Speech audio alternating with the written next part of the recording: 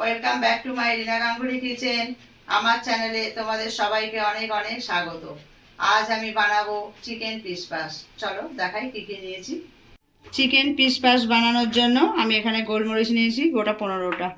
এখানে নিয়েছি জায়ফল, জয়িত্রী, ছোটো এলাচ, তেজপাতা আর শুকনো লঙ্কা। এখানে নিয়ে নিয়েছি আলু টুকরো করে, গাজর এরকম টুকরো করে, 10টা মতন ছোটো লঙ্কা নিয়ে নিয়েছি এরম। পেঁয়াজটা এইভাবে কেটে নিয়েছি। রসুন আর আদাটা আমি কুচি করে নেব পরে। এখানে নিয়েছি নুন, গোলমরিচ, চিনি। এখানে নিয়েছি চিকেন 500। এখানে ঘি নিয়েছি আর এখানে বাসমতি রাইস নিয়েছি। এই দিয়ে আমি আজকে বানিয়ে নেব। ইন্ডাকশান ওভেন আমি কড়া বসিয়ে দিয়েছি। এটা 600 ওয়াটে রেখেছি। রেখে 2 চামচ রিফাইন তেল নিয়েছি। এতে আমি ঘি দেবো 2 চামচ। ঘিটা আমার গলুক, তেলের সাথে মিশে যাবে, তারপরে আমি গোলমরিচ দেবো। ঘিটা আমার যতক্ষণে গরম হচ্ছে ততক্ষণে আমি চালটা ভালো করে ধুয়ে নিয়েছি, নিয়ে একটা ছাঁকনির মধ্যে রেখে দিয়েছি যাতে সম্পূর্ণ জলটা ঝরে যায়। কড়াই ঘি আর তেলটা দিয়েছিলাম, সেটা গরম হয়ে গেছে। এখন আমি গোলমরিচ কটা দিয়ে দেবো। গোলমরিচ কটা আমি একটু নেড়ে নেব। গোলমরিচটা আমি নেড়ে নিয়েছি। এবার সব ফোড়নগুলো দিয়ে দেবো, তেজপাতা, শুকনো লঙ্কা, জায়ফল আর ছোটো এলাচ।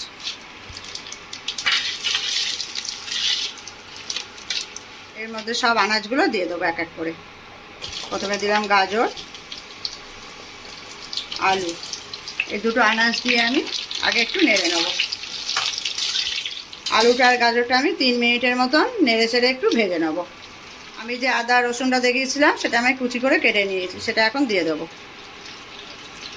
এবার এর মধ্যে আমি দেবো পেঁয়াজ আর লঙ্কা।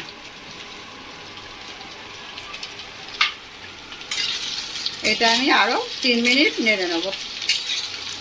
এদিকে মাংসটা আমি লেবুর রস আর গোলমরিচ দিয়ে নেব।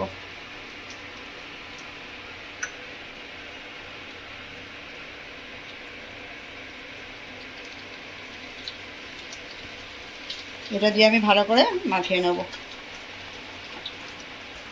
সবজিগুলো আমার হয়ে গেছে।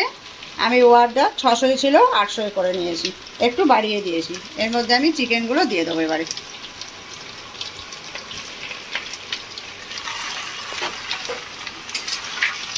এটা 5 মিনিট আমি নাড়াচাড়া করে নেব। মাংসটা আমার ভালোভাবে নাড়াচাড়া করে নিয়েছি 5 মিনিট। এবার এতে আমি নুন দিয়ে দেবো।